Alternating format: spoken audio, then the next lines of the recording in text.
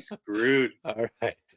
Welcome to the One Foot Down podcast. I am your host, Chris, and with me, as always, is my co-host, Mike Haase.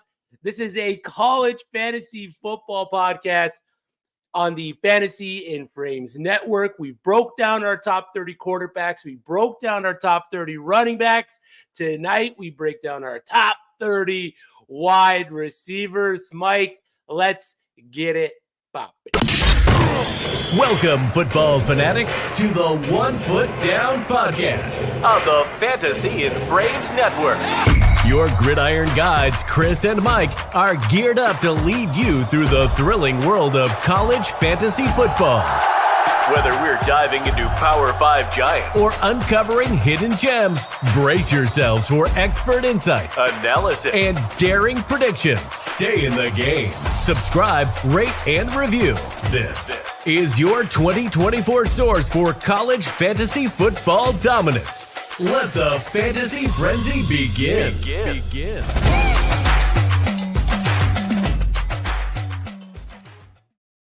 My, Michael, football is just a couple weeks away when it comes to the college game.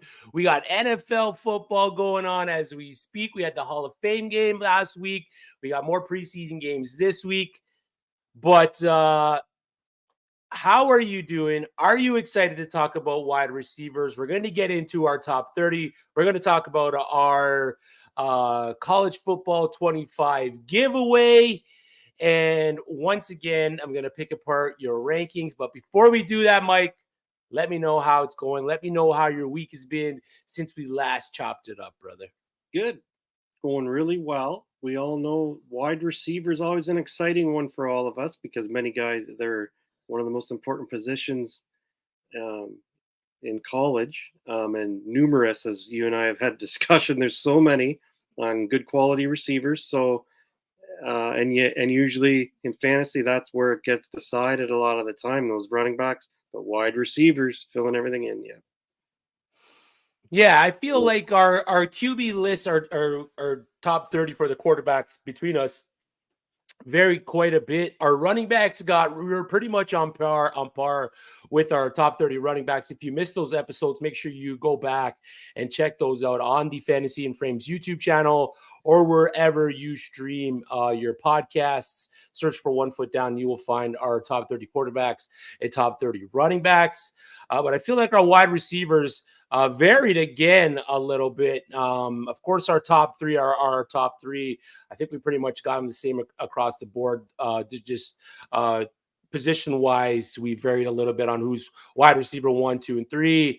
One of those guys, though, prominent wide receiver from Arizona, Tet McMillan, news out of fall camp is that he hasn't been participating. He's still nursing the injury that he suffered earlier in the year. He was in the walking boot spring practice. He's been taking part workouts on the sideline.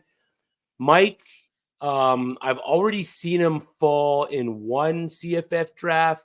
Are you taking the chance on Tet McMillan if he does miss a couple weeks, or are you letting him go to your competitors?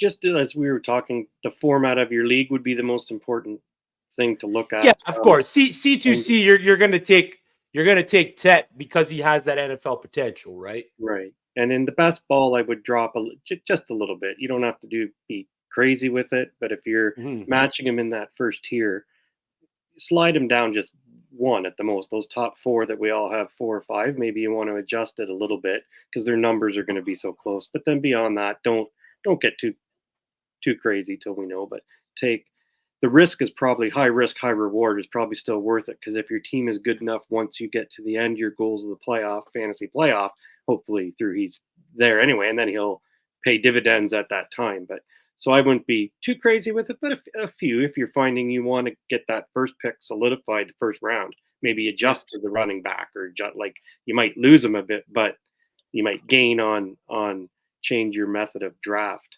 A little bit. Maybe the top end of the draft. If you have an early pick, you might let him slide just because your next pick isn't till 23, 22, Right. 24, depending where you're drafting. So you might want to change where you're scooping up that value on the draft. But if he's falling back to the back end of the first, early second, I mean, you're scooping that up all day. You're taking that value. Let's hop to the chat. Jorge Edwards, what's good, gentlemen? What's good, Jorge? We hope that you've jumped into a CFF draft soon. I know you were looking to get into one. Some other options in Arizona if Tet does not play. Lemonius Craig. I hope I did that right. Lemonius Craig. Jones, another big-bodied wide receiver. But outside of Tet, we know we're gonna draft Noah Fafita. But outside of Tet, Mike, are you touching any of these other guys? Yeah, no, like you could, if you found more information as we move along here, right up to the start of the season, and maybe way at the back end of your drafts, if something came up and they said 4 or 6 games or whatever, or they made that number a bit bigger, he's out, and you wanted to risk one late when you have that extra bench spot of the 12th of your wide receiver or something. Maybe, yeah, you'd want to jump in, but they're relatively young, unproven guys, decent size to them, etc. Like in league. But if you think it's too risky, yeah, just there's so many you can find throughout that maybe go that route. Yeah. And we're going to give you a bunch of them on this show. We're each going to give you our top 30. We're going to break down our bottom 15 and then give you our top 15 and then discuss why we have certain guys where we do. I got a couple guys outside of my top 30 that Mike has in his and vice versa. So we're going to try to break that down for you. Once we get through our episode today, we do have to break down our top tight ends, but we're going to try to get at least our top 30 quarterbacks, top 30 running backs, top 30 wide receivers on the Fantasy and Frames website, so you can go and get access to that information as you enter your drafts, because the college fantasy football season does start a little bit earlier than the NFL fantasy season. I believe week 1 is August 24th. That's when you start accumulating points for the college fantasy football season, week 1. Jorge says he's definitely jumping into a public league soon. That's exciting to hear. I'm currently in a sickos draft where they take out the top 250 ADP players. It's really testing my research, really testing my knowledge of the college fantasy football game.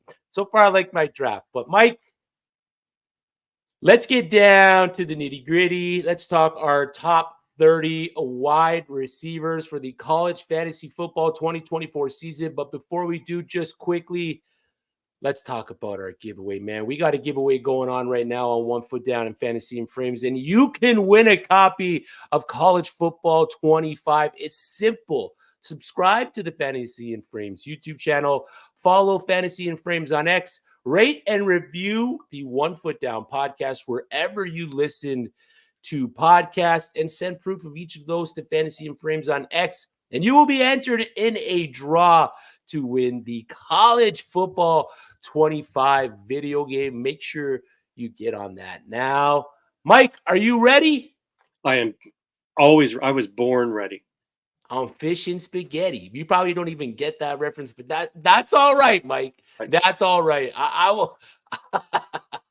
The fish and spaghetti reference goes deep, man. I don't know if that many people listening to this is going to get that fish and spaghetti reference, but that has me. I'm going to have to go do some research after this. Maybe I should Google that. How many devices do I got going here? Yeah.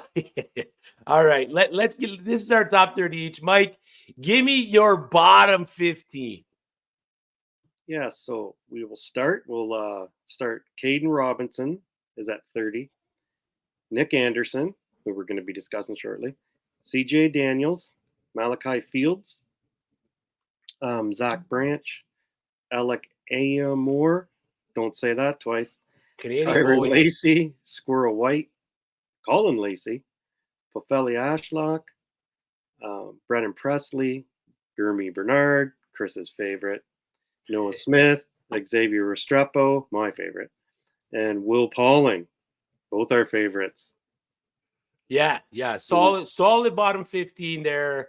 I got a couple of those guys a little higher, but my bottom 15 goes Isaiah Bond from Texas, Mike's guy, Mike's pretty high on Isaiah Bond this year in that Texas Longhorns program. Noah Smith from Sam Houston State, Caden Robinson, Squirrel White at 27, LeJontay Wester at 26. I want to touch on that little bit of LeJontay Wester, Mike. Deion Burks from Oklahoma at 25, Rock Taylor 24, Jeremy Bernard at 23, 22 I got Kyron Lacey from LSU, 21 Jamal Pritchett, 20 Eugene Wilson from Florida, 19 Trey Harris, 18 Derwin Burgess Jr., 17 Emeka Egbuka, and 16 I got Malachi Fields. Now, Mike, read off. Yeah, solid list from the both of us there. A few different, but that's fine. Yeah, a little spoiler alert. You don't have LeJontay Wester in your top 30. Before you read off your top 15, what was a little shocking to me, considering how high you had Shedeur Sanders in the QB show, and you don't have a Colorado wide receiver. Well, you have me so bummed out on Shedeur Sanders that I just think I'm going to wait till he's in the NFL now and just forget it. I haven't. So it was a little shocking to me when you gave me your top 30, and I didn't see a pass catcher. But the current news out of camp for Wester is that he's really building a bond with Shedeur Sanders, so we could really see something special with the transfer. But solid bottom 15 from the two of us. We vary in some spots. Give me your top 15, Mike.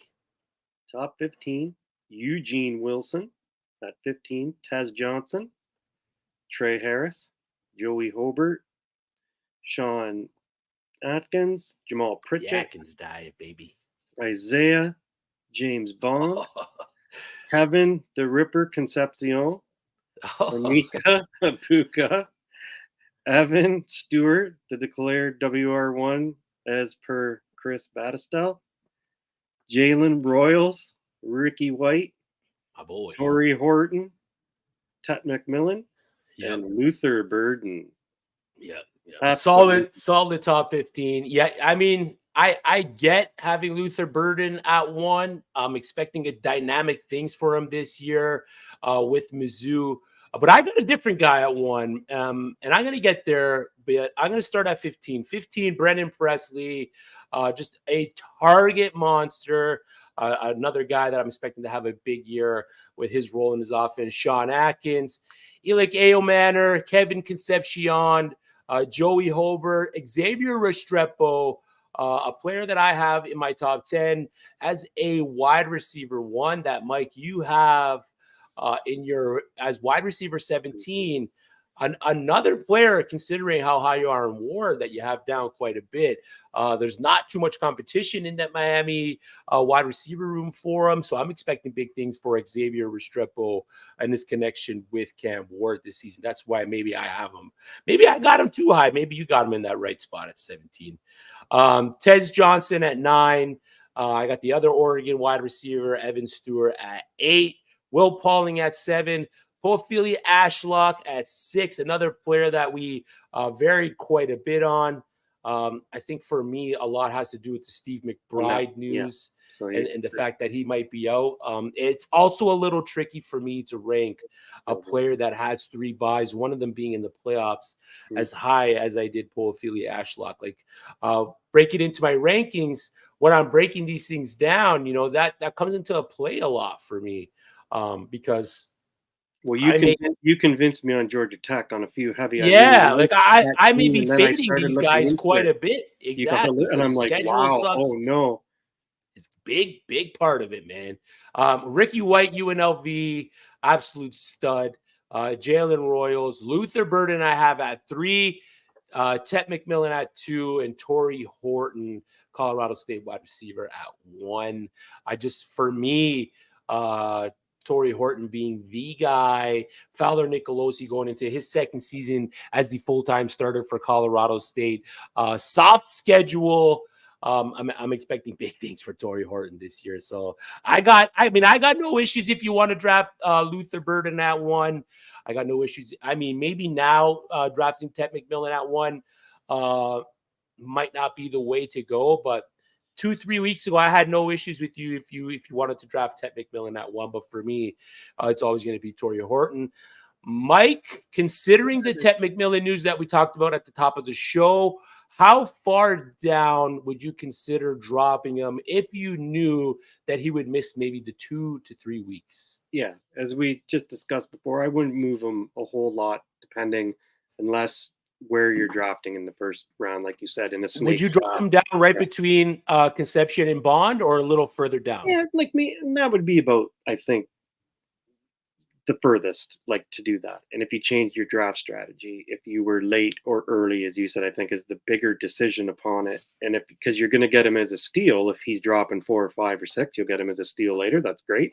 Early, maybe you grab that running back that you might to get that production if you were thinking you're wide receiver heavy. So we see a lot of variations in drafts where guys like to pick what they're comfortable with and to get that big WR1, right? That's a Yep. Do you want RB1? Do you want WR1 in that first round? So many guys, they're both not right in their own right. Just you got to be confident in your pick. Absolutely. So wouldn't move them too far, but yeah, I'm kind of the same way. I'm not going to move him too far down the line if I know he's coming back. Maybe after week 2, week 3, because the value is going to be there with Tet McMillan later on in the year when he does get onto the field with Arizona. So, moving him back right between Evan Stewart and Tez Johnson might be a little too far back for me. I'm probably picking him right before Ashlock and maybe Will Pauling.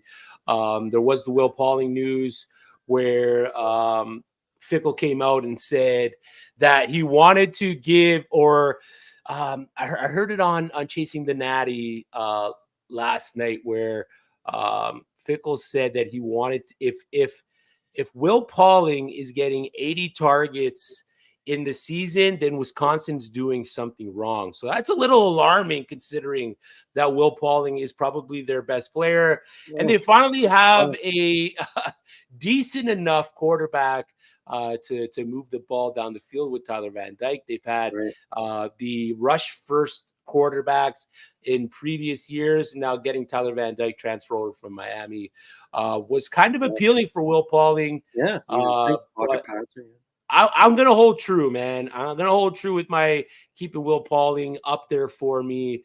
I like what he can do. Anything you want to pick out from these rankings here, Mike, before we move on to the dissection?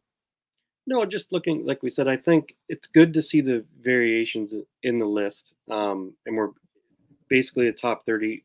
Most of these players are WR1, but in certain programs, the WR2 might be able to jump in. Like I have a couple of them. Has to be a high prolific offense that can, the ability, like Oregon and whatnot. Late, I put the 2 LSU. So as I look at that, I'm thinking, well, we talk, there's a lot of good receivers at 35, 40, 45. That's like, maybe I would alter a little bit. I think I get stuck upon there should be enough targets in those high octane offenses for those top 2. But I'm even rethinking a little bit myself. Like, where maybe, is that too much risk? Maybe within the rankings, we're ranking the player versus just the stat, the end outcome. Just has me thinking a little bit like, have both Oregon? I don't know. Maybe you got to risk just one and really hope you get that, like, and that comes out as a success. Or LSU, I spotted mine at the end, Daniels and Lacey. Mm-hmm. So I mean, that's about just the one thing with it, that in strategy wise, looking at the list, whether, I don't know, I'm going to do thinking on that. But I'd say that's about the only thing. Yep. Yeah. Solid lists through and through. I noticed he didn't have Rock Taylor from Memphis. I'm expecting Memphis to throw the ball quite a bit, and him being the wide receiver one there. I noticed he didn't have him in your top 30 at all. No Colorado guys. Like I mentioned, was a little bit of a surprise, seeing that we didn't see one in there. But all in all, pretty solid throughout. That's our top 30. Now, Mike, let's talk a little Oklahoma wide receiver, because I have one of them in my top 30 and you have a different one in your top 30. You have Nick Anderson at 29 and I have Deion Burks at 25. What is it about Nick Anderson that you see out of him that has the potential to push him to be the wide receiver one for Oklahoma. Yeah, I just say his from last year watching, he has breakaway speed. Like when he gets the ball and he's big, 6'4" receiver, 220, 800 yards, 10 touchdowns last year. But watching the game, so when you have a chance to take in a few games and you see something and it's repeatedly happening, um, when he catches, he's gone. And that's the one thing I really like about him. He can get the yak yards after the catch. Sadly, the rapport from Gabriel leaving kind of hurts. But Arnold, you keep convincing me on Arnold, so I'm going all in now. I've watched a little more on him, and obviously talented guy. And just with Burks, like I think, yeah, numbers are relatively similar from last year, where he came from Purdue. He's a little bit smaller, but yet, gifted athlete in his own right. So his off the field, I'm not sure whether it's going to be a problem. I didn't really base it too much on that, but I know there's some question marks on what he's going to go through. So hopefully, these young guys don't feel down in their transition. You never know how they're going to respond, to those adversity and that. But so I would kind of just give it a little bit of dial it down a little bit there. And then only because Anderson, that's a pretty great year from last year when they still had Farouk there in the offense, and Stoops, who was catching, seemed like he could catch 10 or 12 a game. And so Anderson, I just thought, that's good. I got to see him go above 1,000. I can't see it not happening, but and they got Jaleel Farouk there as well. There's some other guys in that system that I think can really do some damage. I'm expecting big things out of Oklahoma. We talked in our quarterback episode, we talked about Jackson Arnold a little bit. But for me, it's Stoops primarily was the slot guy for Oklahoma last year. Nick Anderson and Deion Burks are both projected to play as the outside wide receivers, with Jaleel Farouk being the inside guy. So Farouk might be the guy who ends up being the wide receiver one for Oklahoma this season. But Deion Burks transferred from he was almost 700 yards too. Exactly. So big things for Farouk possibly as well. He had a 15.5 yard per reception tick. So like he was the field stretcher out of the slot. So Farouk can be that guy. But for me with Deion Burks, when he was at Purdue, he had a under 50% catch percentage. So the quality of balls he was getting isn't what it's going to be at Oklahoma. I think he's going to be that field stretcher for the Sooners this year, and he has every opportunity to be the wide receiver one. I like Nick Anderson. I like what he can do. Like you said, big body, speed guy. It's really going to be the competition between the both. Early camp reports have them both balling out. So it's a situation that I'm going to be looking forward to keeping my ears to out of Oklahoma is the wide receiver camp battle, because really out of the backfield, we know it's Gavin Sawchuk, Jackson Arnold's going to be the QB1, but who's going to be the wide receiver one? And you got Nick Anderson as your wide receiver. About that team, I like that. Like I just like talking about a team that might not be. I know they're ranked up pretty high, but say they're still not the top 5 or 6 of the programs we're talking to win it all. But yet, when you hear what they have, and if things come together there, it's not a shocker that they'll be up fighting for something. I'll tell you, because it's a nice quality, nice, well-rounded offense with a little bit of everything on that offense. So. Yeah, and they do a lot of good things. They do a lot of good things in Oklahoma. So just like you.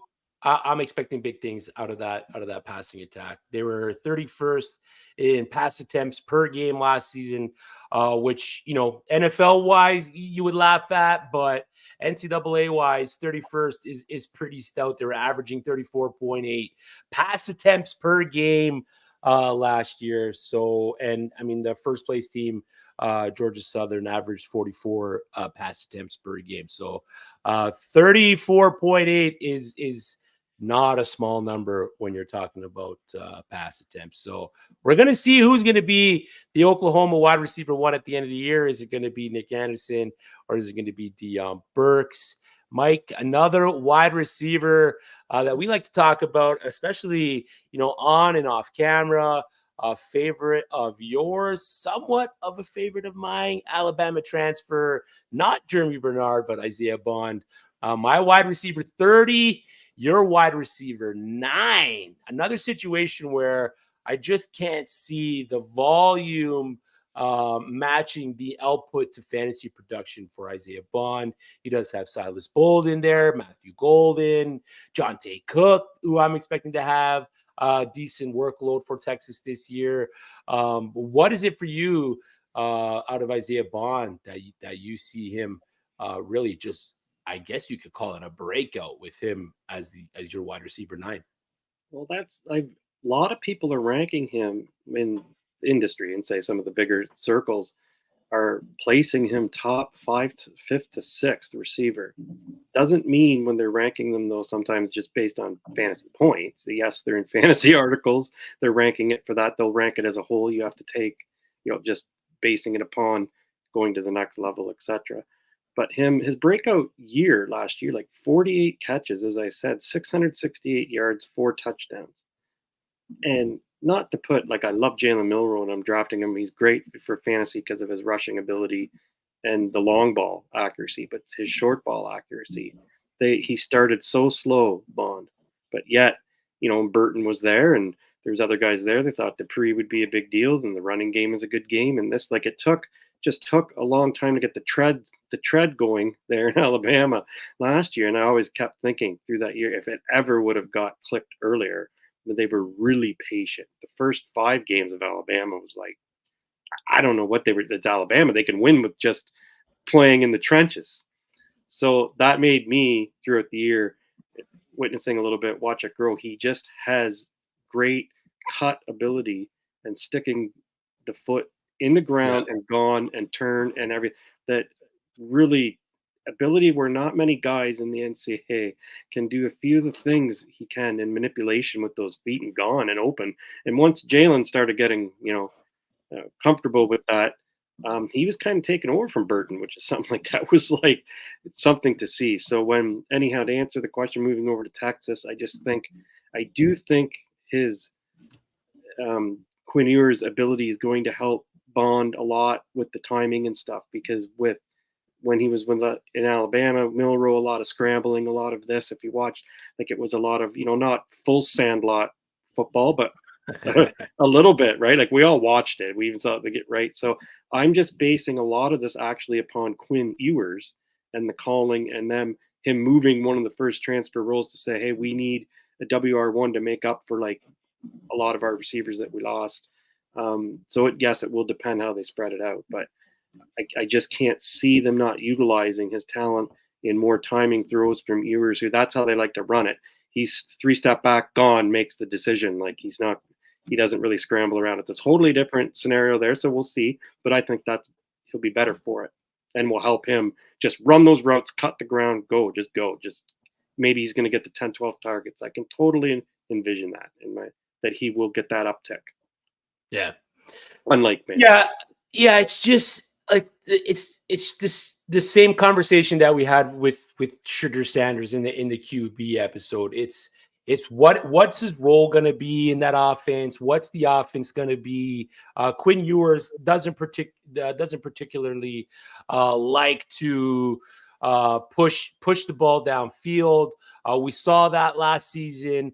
11.6 yards per attempt when he was throwing the ball 20 yards or more. He only had the 36 attempts, 12 completions, a 33% completion percentage when he was trying to stretch the field. If you watch Xavier Worthy tape, it was constant. You've seen it. Quinn Ewers just couldn't hit him when he was throwing downfield.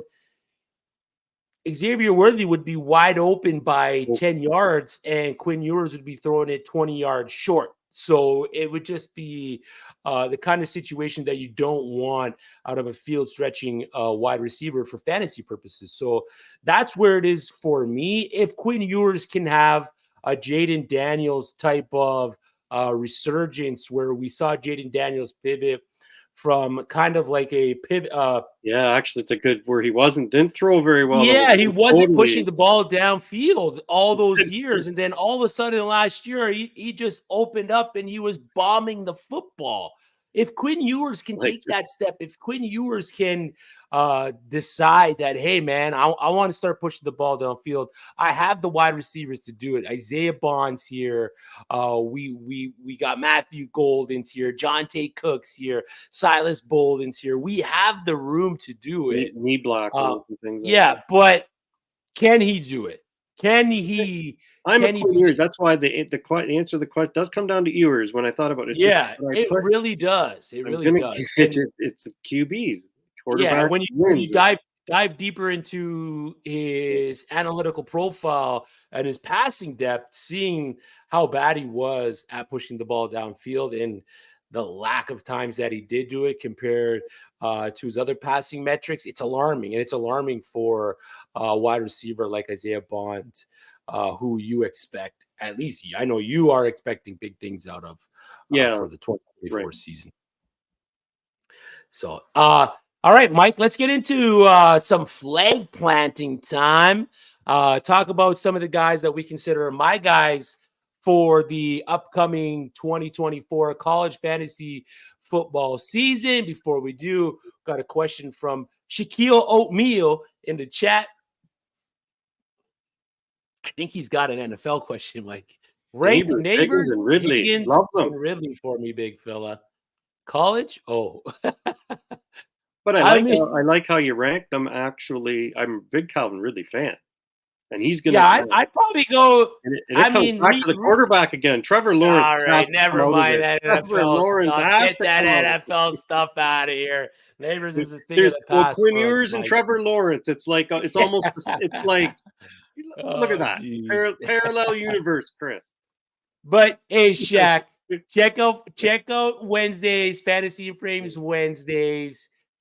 Check us out. 4th and Frames, Dynasty 365, Shoot the Gap. Fantasy and Frames takes over Wednesdays for all your NFL content.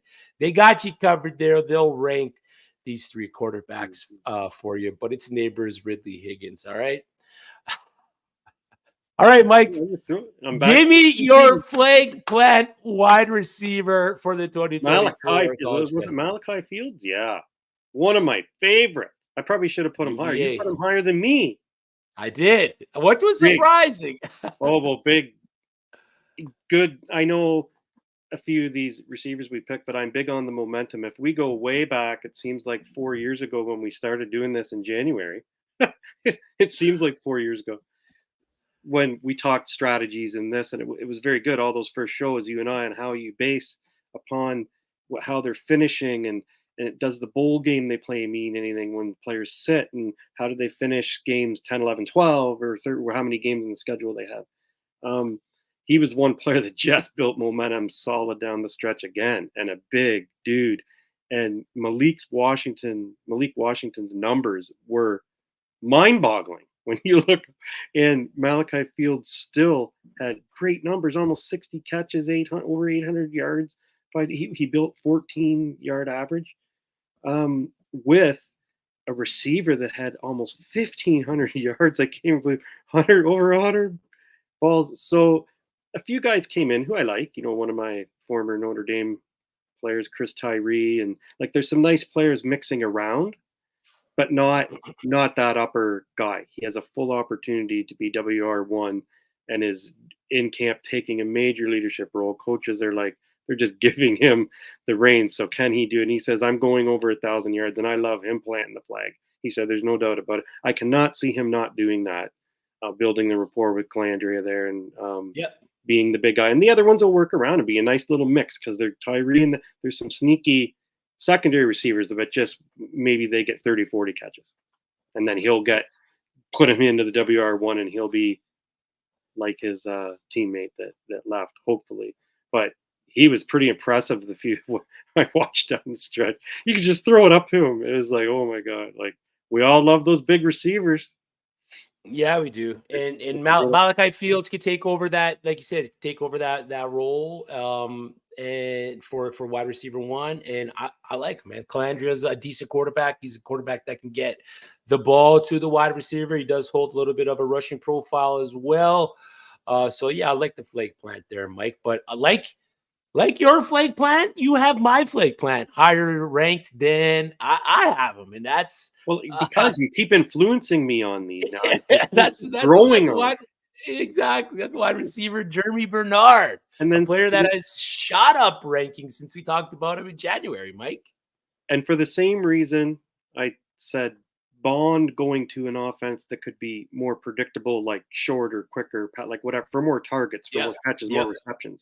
Mm-hmm. The same reason I like your pick with Gurmey, because if Jalen improved, so we'll go back to the quarterback again. He was starting to improve that down the stretch. He came on at the end of the season and started coming, and things started with the short ball happening. Well, and then the coach comes along and then takes him along with him and goes over to the program. So comfortability with play calling there. And if Milrow, they have a mix over there that's very nice, very underrated, real sneaky, like their wide receivers there at Alabama.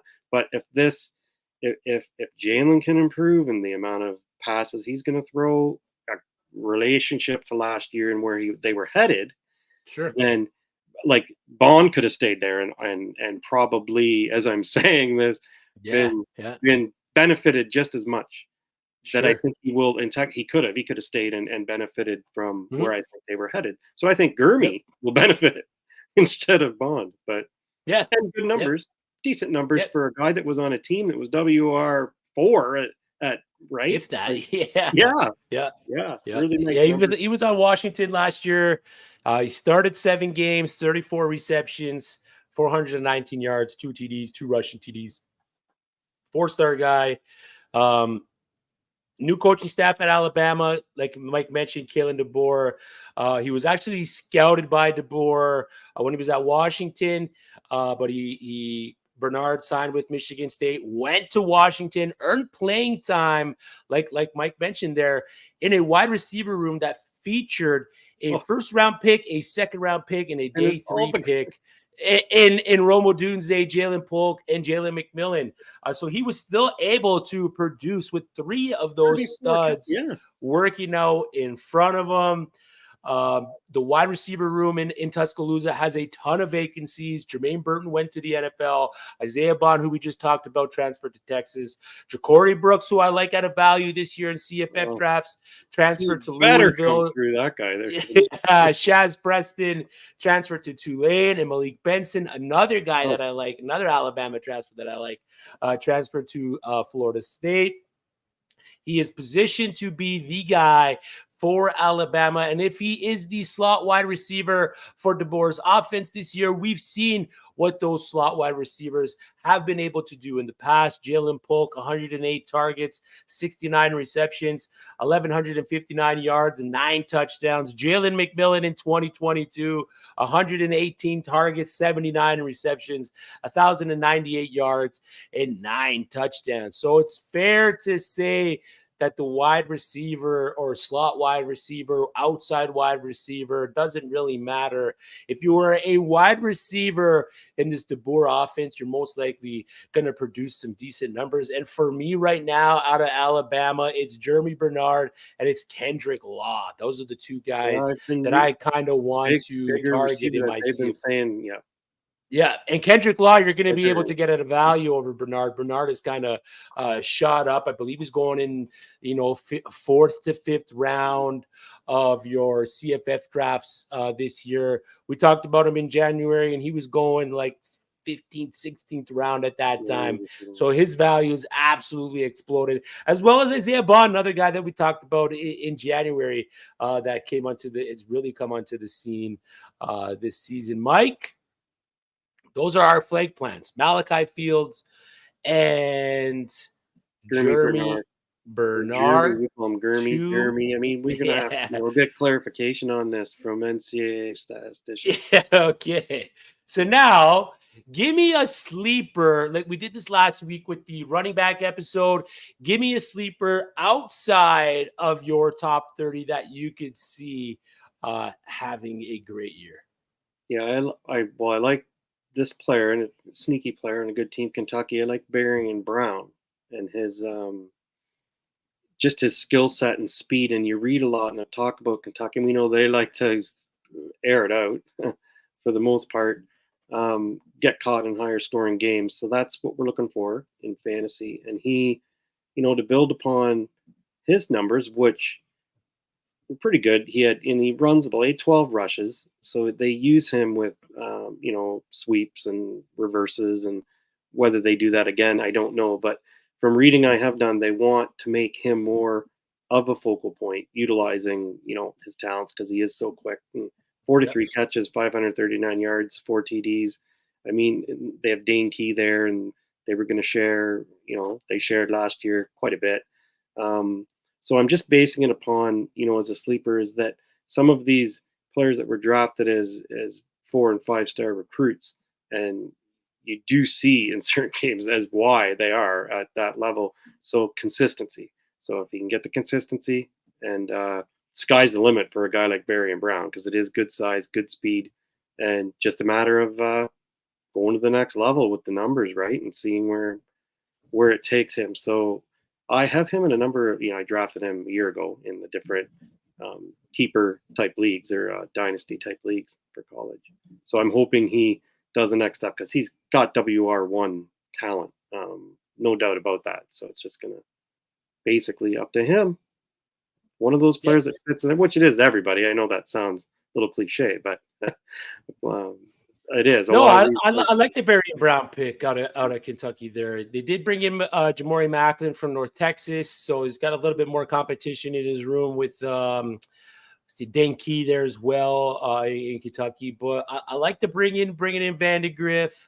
I like the QB situation there. They have a sneaky value. Vandegrift can be in your CFF draft, so I don't hate that pick at all. For me, my sleepers UTSA wide receiver Devin McEwen. Right now, according to Campus to Canton ADP, is being drafted as the wide receiver 59 on a team that lost its wide receiver 1, Joshua Cephas, to the NFL. I believe he was picked up by the Jacksonville Jaguars. So seeing Cephas being thrust into the overall wide receiver 1 position for UTSA is kind of sexy. I like what he's going to be able to do in that offense. Their schedule is pretty good. They end with North Texas, Temple, and Army. So 3 games that could put McEwen in the position to score a healthy amount of fantasy points. If you look at what he did last year, McEwen, he really came on near the end of the year. He had a game with 12 targets, 5 targets, 6 targets. Beginning of the season, it was 1 target, 3 targets, 3 targets.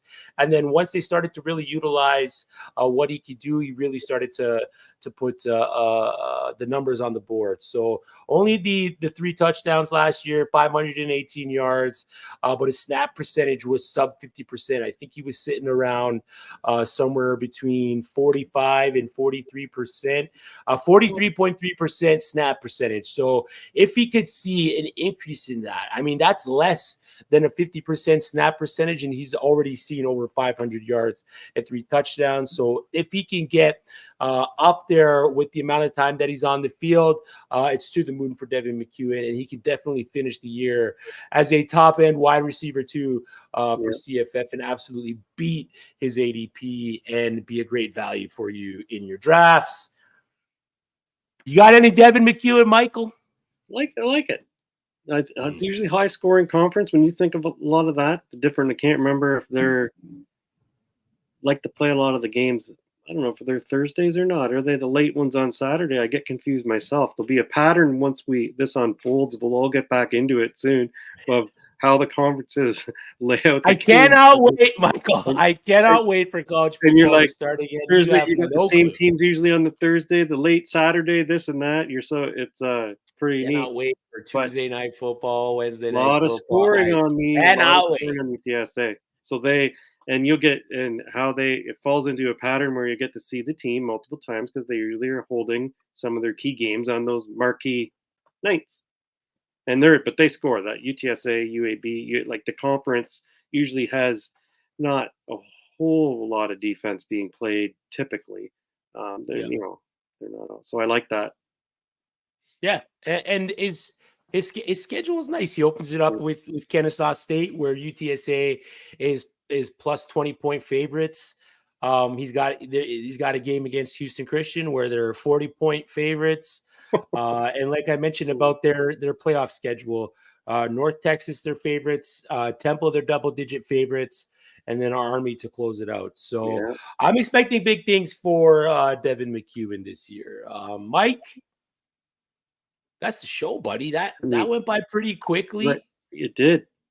That's us. That's our top 30 wide receivers. Make sure you go check out the top 30 quarterbacks. Make sure you check out the top 30 running backs. And before you go, if you want to win a copy of College Football 25, it's quite simple. Subscribe to Fantasy and Frames YouTube channel. Follow Fantasy and Frames on X. Rate and review the One Foot Down podcast wherever you listen to your podcasts. Send a proof of each to Fantasy and Frames on X and be entered in a draw to win College Football 25. Mike, any final words before we get out of here? I mean, that was good. We were right on time, right down to the very second there. Man. Pat ourselves on the back. No, give yourself a good old Barry Horowitz and pat yourself on the back, Mike. Go get yourself a spaghetti and whatever. I don't even know what you said to start the show. I was going ready on fish and spaghetti. That one's going to go over your head. Go fishing and eat some spaghetti. Leave them. You ain't going to get that one. You're not going to get that one. Oh, Google. I don't even know if Google will get that one. Probably not. But that's the show for Mike at FF Mike H. I'm Chris, and we'll see you next Monday where we break down our top. Are we doing 30 tight ends, Mike? Are we really? Oh, yeah, we'll get there. Ends? Yeah. Oh, 30. Dear. All right. That's it for after us. That, we're doing centers. Oh, top 30 kickers. Let's go. We'll see you next week. See ya. Take care.